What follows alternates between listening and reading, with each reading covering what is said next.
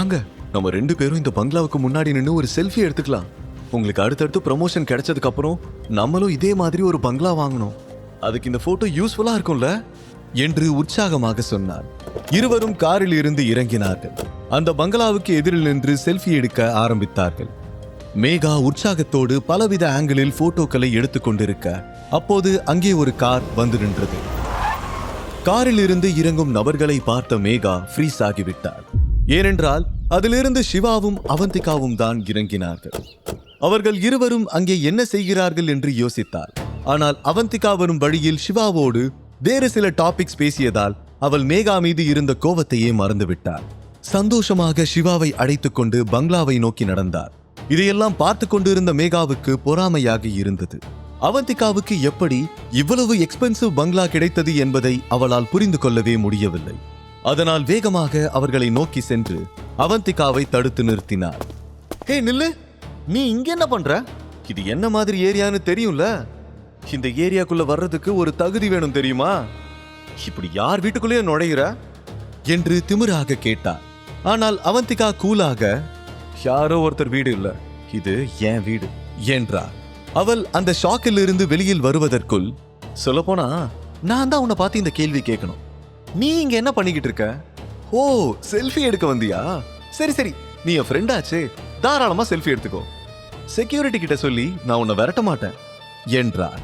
இதை சொல்லும் போது அவந்திகாவின் மனதுக்குள் அப்படி ஒரு சந்தோஷம்.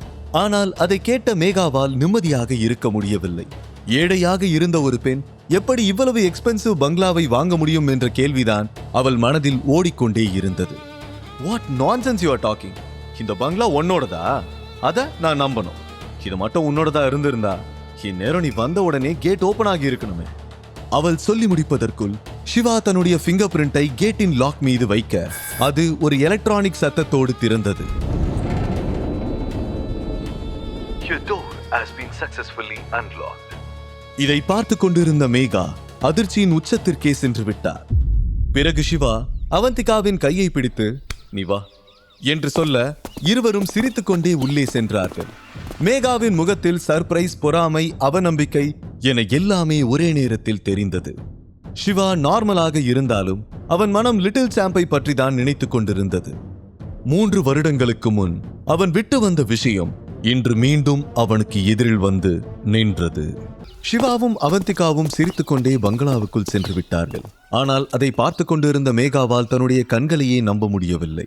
அவள் ஜெலஸில் முணுமுணுப்பதை பார்த்த அவளுடைய ஹஸ்பண்ட் அவளிடம் ஓடி வந்தான். ஹே, எதுக்கு இப்போ இவ்ளோ டென்ஷன் ஆகுற?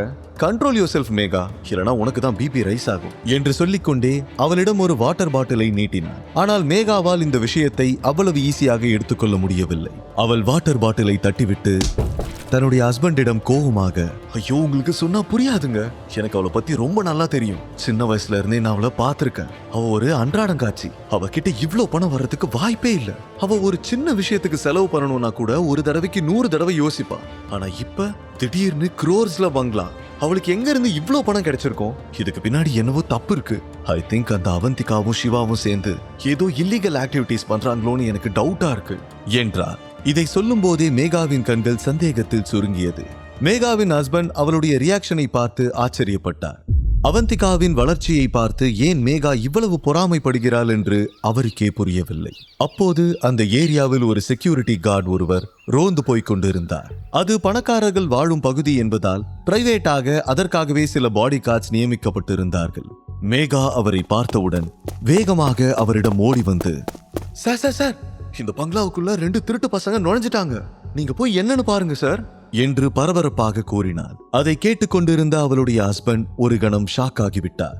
ஆனால் அவரால் ரியாக்ட் செய்ய முடியவில்லை. இப்போது மேகா இருக்கும் மனநிலையில் ஏதாவது சொல்ல போக எங்கே ஒட்டுமொத்த கோபமும் தன் மீது திரும்பி விடுமோ என்று நினைத்தவர் அமைதியாக நின்று கொண்டிருக்க செக்யூரிட்டி கார்டு மேகாவிடம், மேடம் நீங்க தப்பா புரிஞ்சுக்கிட்டு இருக்கீங்க. இந்த ஏரியால இருக்கிற பில்டிங் எல்லாமே மாடர்ன் டெக்னாலஜியோட டிசைன் பண்ணப்பட்டிருக்கு. எல்லா இடத்துலயும் சிசிடிவி கேமராவும் பொருத்தப்பட்டிருக்கு. அது மட்டும் இல்ல, இது ரிச் பீப்புள் வாழ்ற ஏரியா. சோ செக்யூரிட்டிக்காக இங்க ஒரு ஸ்பெஷல் செக்யூரிட்டி டீமும் இருக்கு. அப்பப்ப நாங்க பேட்ரோல் போறது வழக்கம். நீங்க நினைக்கிற மாதிரி நடக்கிறதுக்கு வாய்ப்பே இல்ல மேடம் என்றார். இல்ல சார், என்ன நம்புங்க, நானே என் கண்ணால பார்த்தேன். அவங்க 2 பேரும் அதோ அந்த வீட்டுக்குள்ள போறத நானே பார்த்தேன். ஒருவேளை உங்களுக்கு நான் சொல்றதுல நம்பிக்கை இல்லனா நீங்களே உள்ள போய் செக் பண்ணி பாருங்க என்று பிடிவாதமாக கூறினார். ஒரு செகண்ட் செக்யூரிட்டி கார்டு அவள் சொன்னதை கேட்டு அதிர்ச்சி அடைந்தார். அங்கே ஏதோ தவறு இருப்பதாக உணர்ந்தார். மேகாவின் வார்த்தைகளை அவரால் முற்றிலுமாக இக்னோர் செய்யவும் முடியவில்லை. ஏதாவது தப்பு நடந்தால் அவர்தான் பதில் சொல்ல வேண்டும். அதனால் உடனே அவர் பங்களாவின் கேட்டை அடைந்தார். கேட்டில் காதை வைத்து உள்ளே என்ன நடக்கிறது என்பதை கேட்க முயற்சி செய்தார். அவருடைய சந்தேகம் நம்பிக்கையாக மாறியது. உள்ளே இருந்து சலசலப்பு சத்தம் கேட்க அவர் சட்டென கேட்டை தன் கையில் இருந்த லத்தியால் தட்டினார். உள்ளே யாராவது இருக்கீங்களா என்று மிரட்டலாக கேட்டார். சிறிது நேரத்தில் பங்களாவின் கேட் திறக்கப்பட்டது. கேட் திறக்கப்பட்ட மறுகணமே செக்யூரிட்டியின் ரியாக்ஷன் அடியோடு மாறிவிட்டது. மேகாவின் கண்கள் செக்யூரிட்டி கார்டு மீது விழுந்தது. அவள் குழப்பத்தோடு அவரை பார்த்தார். சிறிது நேரத்திற்கு முன் ஆணவத்தோடு பேசிக் கொண்டிருந்த செக்யூரிட்டி கார்டு சிவாவை பார்த்தவுடன் சட்டென சல்யூட் அடித்து பணிவோடு நிற்பதை பார்த்த மேகாவுக்கு அங்கே என்ன நடக்கிறது என்று புரியவில்லை. சார் என்ன மன்னிச்சிருங்க சார், ஏதோ மிஸ் அண்டர்ஸ்டாண்டிங் நடந்து போச்சு. அதோ அந்த மேடம் தான் ஏதோ தப்பா புரிஞ்சுக்கிட்டு சொன்னாங்க, அதனாலதான் நான் இங்க வந்தேன். நானா இங்க வரல சார். செக்யூரிட்டி கார்டு சிவாவிடம் நடுக்கத்தோடு பேசினார். இதற்கு முன் சிவாவை கேட்டில் நிறுத்தி தப்பு செய்த அதே செக்யூரிட்டி கார்டு தான் அவர். அதன் விளைவுகளை அவரால் எப்படி மறக்க முடியும்? சிவா அவரிடம் "Don't disturb me again" என்று மேகாவை பார்த்து கொண்டே சொன்னார். பின்னால் நின்று கொண்டிருந்த அவந்திகா இதையெல்லாம் ரசித்துக் கொண்டிருந்தார். செக்யூரிட்டி கார்டு பயபக்தியோடு "புரிஞ்சுது சார், இனிமே இந்த தப்பு நடக்காது" என்று சொல்லிவிட்டு அவர் மேகாவையும் அவளுடைய ஹஸ்பண்டையும் அங்கிருந்து அனுப்ப நினைத்தார். மேகா நடப்பதையெல்லாம் நம்ப முடியாமல் அதிர்ச்சியோடு நின்று கொண்டிருக்க சிவா உள்ளே சென்று முகத்தில் அறைவது போல கேட்டை மூடினார்.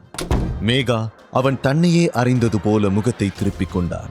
உள்ளே சென்ற பிறகு அவந்திகா வயிற்றை பிடித்துக் கொண்டு சத்தமாக சிரித்தார். அவளால் சிரிப்பை நிறுத்த முடியவில்லை. சோஃபாவில் விழுந்து சிரித்தார். வேணும் வேணும், அவளுக்கு நல்லா வேணும். அவ என்னை எப்படி எல்லாம் கிண்டல் பண்ணியிருப்பா. இந்த மாதிரி நான் யாருக்குமே பதிலடி கொடுத்ததே இல்ல.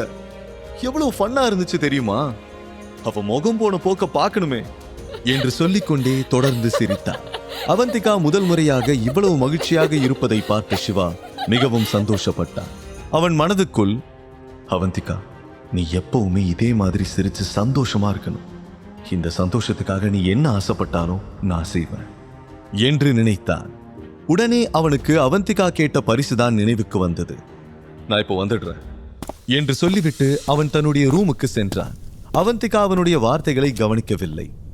அவள் இன்னும் கூட நடந்ததை நினைத்து சிரித்துக் கொண்டிருந்தாள். சிவா தன்னுடைய ரூமுக்குள் நுழைந்தவுடன் கதவை சாத்திவிட்டு ஆழமாக மூச்சை எடுத்தார். அந்த இருட்டான ரூமுக்குள் ஒரு சீரியஸ்னஸ் தெரிந்தது. தன்னுடைய பாக்கெட்டில் இருந்த செல்போனை எடுத்தார். ஒரு நம்பருக்கு டயல் செய்தார். Divert this call to IEQ என்று சொல்ல பதிலுக்கு ஒரு electronic voice, "Please wait, your call is being diverted" என்று கேட்டது. சிறிது நேரத்திற்கு பிறகு ஆப்போசிட் சைடில் இருந்து ஒரு சீரியஸான டோன் கேட்டது. "This is Captain Sharan" என்று சொல்ல சிவா ஒரு சில வினாடிகள் சைலண்டாக இருந்தார். 3 வருடங்களில் இப்போதுதான் முதல் முறையாக அவன் அந்த நம்பருக்கு டயல் செய்திருக்கிறான். அதுதான் அந்த சைலன்ஸுக்கு காரணம். சரத் சில வினாடிகள் அமைதியாக இருந்தார். அந்த நம்பரின் பிரைவசி பற்றி அவனுக்கு நன்றாக தெரியும்.